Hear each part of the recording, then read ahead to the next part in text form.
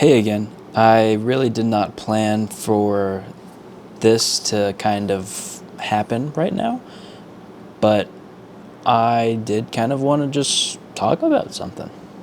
I won't lie, even though I am kind of taking this pretty professionally with a key light, a fill light, you know, $2,000 camera with a $600 lens and a tripod that's like 30, 40, 50 bucks. I kind of forgot.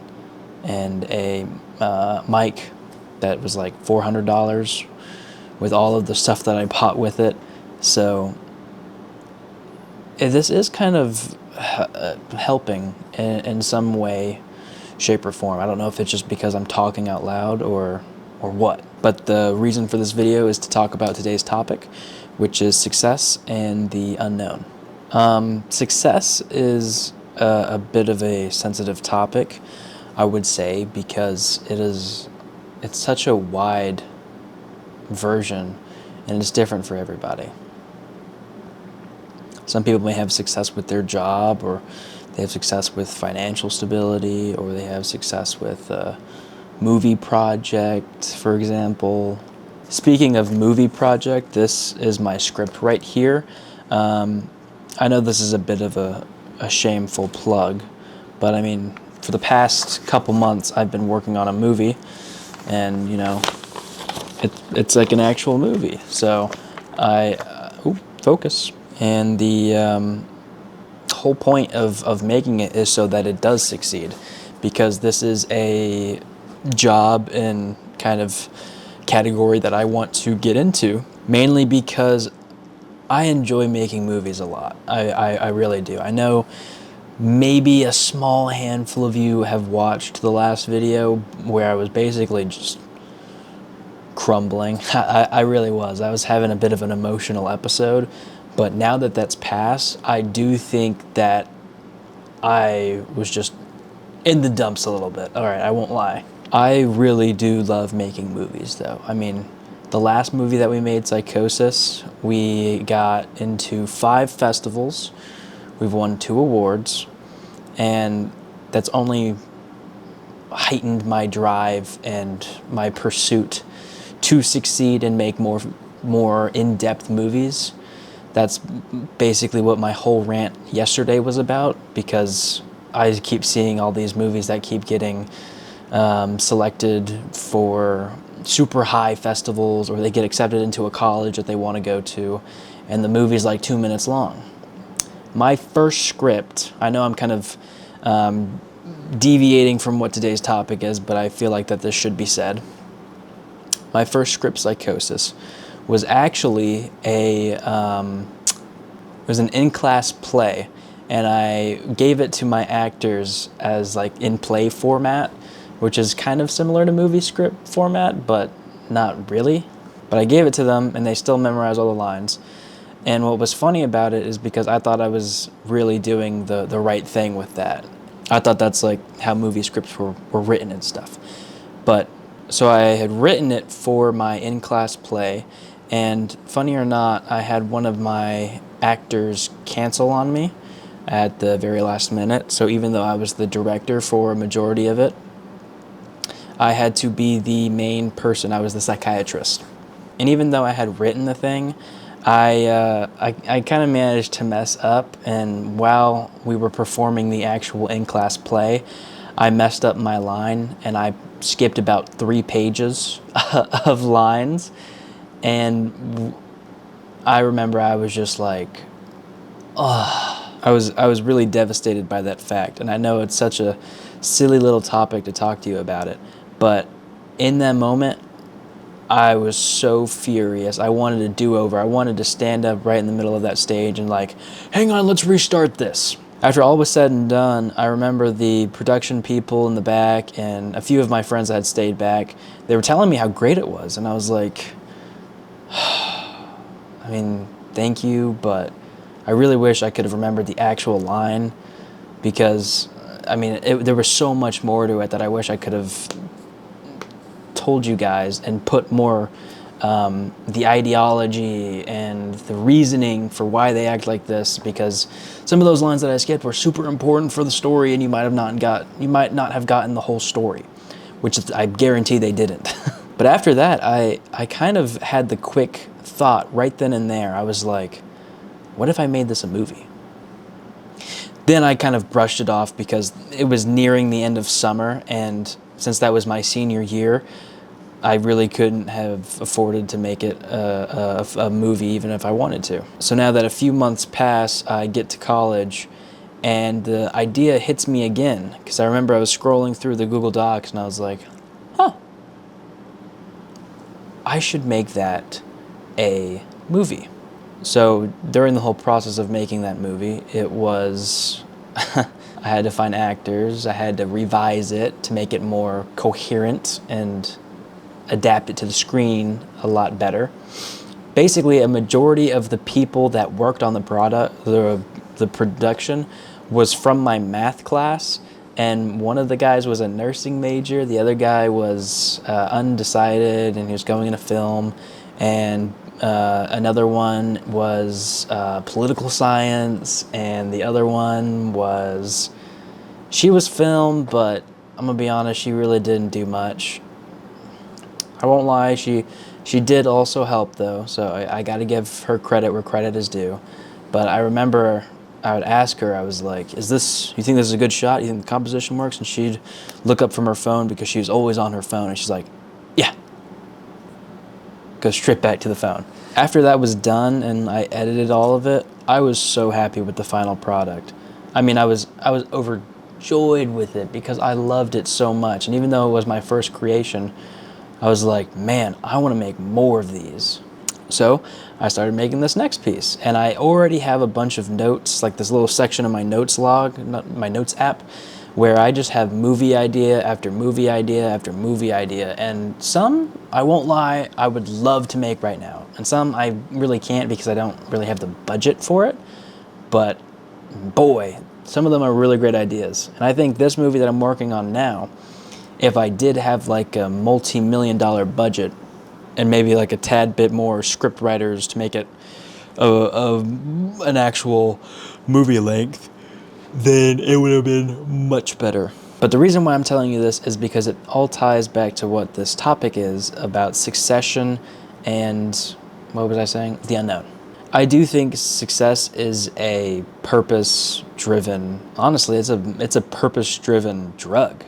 Because once you start to succeed, you kind of hook. You're kind of hooked. So you start trying and wanting to succeed more and more and more. And how some people succeed obviously isn't going to work for everybody.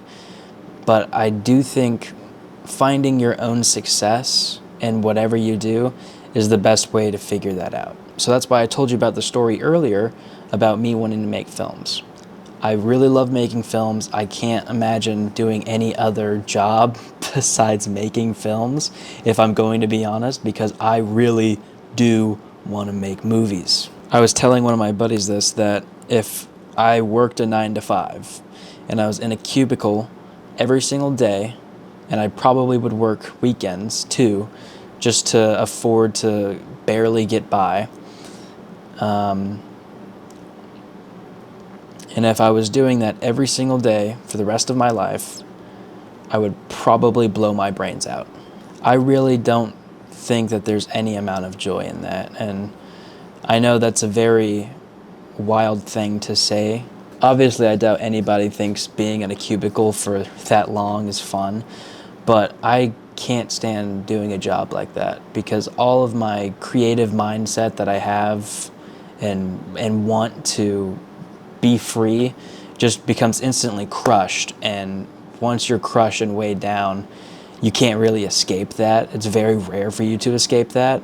And then because you're experiencing that, you won't succeed.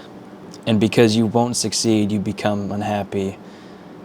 And then, you see where I'm going with this. But the reason why I wanted to talk about the unknown as well, because it also ties in with the fact of success, because you don't know what your success is right now. Maybe you do, maybe you don't. That's perfectly fine for both of them. I hate the fact that several adults always ask me, Oh, you're doing film. What are you going to do with that? What are you majoring in? Where do you see yourself in 10 years? Like the most basic yet wide questions that no 18, 19, 20-year-old I don't think should know. And I doubt anybody should know that question, because it's so open-ended that yes, there's no right or wrong to it, but there's also no way to definitively tell where you see yourself, because I really do think it's a journey. It's just a journey of trial and error, some things that'll work, some things that won't work. And in that process, you find yourself, you find what you want to do, and you find what succeeds. Now, granted, that whole journey might not be what everybody experiences, because life is just so strange, and it works and it's unpredictable. So you never know really what is planned out or what might be happening. And that's where the unknown factor comes into play, because you don't know what happens. You don't know where you're going. You don't know what you're going to do. You don't know a lot of things. And for some reason, people expect you to know that stuff, and they expect you to succeed in it. And unless you know what you want to do, then you won't succeed. Actually, I do take that back, because I think some people can succeed. Let's say I don't know, this is just the first thing that came to mind. Like, let's say you post like a TikTok, and it's just completely unrelated to like what you want to do, and maybe it like blows up. Maybe you get like 500,000 likes, 2.7 million views or whatever, and you didn't intend for that. You just kind of posted it, and you're like, hey, I got some success with this. So there's only like rare situations like that, I would say, is when that's the case. But I mean, hey, that also happens all the time. And I know a lot of people want to become influencers or like TikTok stars or whatever, and to each their own. But it's like very rare for that to happen. And obviously, I'm not going to say that to try and make anybody fearful of that or belittle them. But that whole process of succession and the unknown, it's scary. You just simply won't know if it's going to do good or not, or if your job's going to be well or not, or if you're going to make a lot of money or not, or if that stuff even matters to you. I also do believe, however, that success can be obtained through grit. Grit, I think, is the median between what actually makes people successful. If you exclude all of the lucky chances that people get, like a lucky break or a lucky case or the best case scenario or whatever, a majority of people are going to succeed based off of pure grit. Grit and determination is what makes us human. Now, my whole point for making these videos is not to seem like, oh, I'm the wise old man that knows everything. I'm young. I obviously don't know everything, and you should probably take everything that I say with a grain of salt, but I do feel like at least everybody of any single age can share some story and it be pretty accurate, or not life-changing, but pretty substantial, to where you're like, huh, this guy might know what he's talking about. Now, I'm only giving you examples of me personally, maybe some close friends, or what I just personally think. But what I say, which is succession mostly comes from grit and pure determination, somebody else might say something else, something different. But what I want to tell you is like my point and my stand, and like where I stand in all this. Grit is really what makes us human. I can't really think of any other species on Earth that has the level of grit and determination that we humans have. I mean, hell, this could be its own little video if I keep making these talking head videos. Grit is literally just pursuing something for such a long time, and that determination to continuously try and succeed in it, it's just so rewarding, and it's the whole reason why you're doing it. Like, for example, film. I'll use film for this situation because I'm involved with film, and it's something that I'm pretty well experienced and adversed in, or whatever. Let's say I'm doing film for 10 years and I'm consistently doing film after film after film, and I'm not just making a film and a film and a film and a film. I'm constantly trying to one-up myself, and I'm constantly trying to push the boundaries of my previous successions. If the first one succeeds, great. Second one has to succeed, and it has to somehow outperform the last one. If that second film succeeds, the third one has to outperform the second one, so on and so forth. And I believe that's the exact same mindset that Christopher Nolan kind of goes by, because when he makes these films, they're so fantastical and they have such a huge budget behind them, and he's always using some type of groundbreaking or revolutionized camera or CGI or anything like that, or it's this most fantastical and great story that really hasn't been done before. But that goes back to my whole thing of grit. It's always trying to one up the last thing and comparing yourself to others.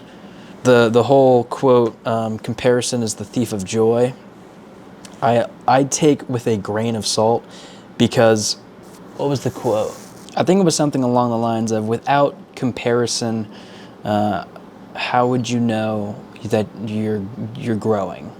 Or like, without comparison, you wouldn't know growth. Like something along those lines, where it's like both sides could be argued. But I mean, you also got to take it with a grain of salt. I'm not saying you should compare yourself to others and be like, oh, well, he goes on, multi-million-dollar cruises, I should go on multi-million-dollar cruises.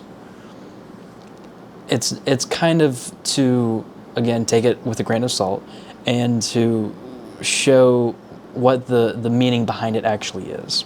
Yes, I know that when they say the comparison is the thief of joy, they basically mean like what I just said. If you compare yourself to others who are living fantastical lives, and you're wondering like, oh, why can't I do that? And you might start trying it. It just won't work out with you. It won't work out for you.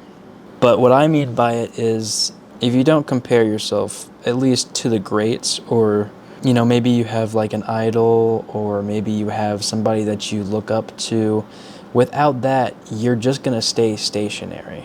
Yeah, you can maybe slowly learn to outperform yourself, but if you're going to outperform yourself, you're going to have some level of grit and determination to grow, or else you'll just stay sedentary forever. And kind of using that comparison can be a competitive spark for what you might need to combat that sedentary lifestyle or movement or whatever it may be, whatever kind of keeps you complacent, something where you can break out of that comfort zone and experience something different. That, I can guarantee, is where success lies. And that's where it lies for you. Because everybody's comfort zone is going to be different, and everybody's success is going to be different. Everybody's challenge is going to be different. Everybody's everything is going to be different. So yes, I can sit here and talk to you about success and the unknown, but it is up to you to face the unknown so that you can get to the success. I honestly think that's about it that I wanted to talk about. I believe that I've wrapped everything up that I wanted to talk about, so I really appreciate you sticking tuned and watching this. And if if something clicked for you, go ahead and tell me about it in the comment section. I will always read the comment section and every single comment. No matter how many comments there are, I will definitely be reading them. And just stop by and say hello. You don't always have to just watch these videos and just watch them. Interact with me. Interact with the people around you. I should probably take my own advice, because I remember I was walking campus today, and I was walking by somebody who was doing some type of event where you signed it was a massive beach ball, and he was like, oh, just sign your name, it's for the party of like the graduates going away or something. I honestly didn't really listen to what he was saying. That's what I can only imagine what it was for. But it was basically this huge beach ball where everybody was signing their name. And I was walking by, and this guy goes, "Oh, here, you want to come sign your name?" And I look at him with the most, like, disgust look on my face, and I was like, "No." And he goes like, "Oh, why? Why don't you want to sign your name?" And then I kind of just, like, cut him off, and I go, "I got somewhere I got to be." And then he kind of just, like, stopped talking to me. I could kind of feel his presence just back off once I said that. I didn't have anywhere to be. I just didn't want to socialize or talk with him. The same kind of situation happened while I was eating my food. Granted, the guy came at me when I was a bit hangry, so I kind of this guy comes up to me while I'm eating, and he goes, "Hey, have you voted for sophomore president or whatever?" And I look up for my food and I go, "No." And as I have the food and I'm mid-munch, the guy kind of goes like, "Oh, you definitely should, because I can walk you through the stuff and I'll show you how to get..." And before he even finishes, I just look at him and I go, "No, I won't be doing that." And I remember I just kind of made the situation so awkward because he was like, "Oh, okay." And then he just walks off. So I probably should be taking my own advice when I say something like that. So I thank y'all, each and every single one of you, to the 4 people that are probably watching this. Thank you for your time, and thank you for supporting me, and I hope that you socialize with this video. And I will see you guys maybe in the next one where I do a talking head like this, or maybe it's a workout. I don't know. So, good night.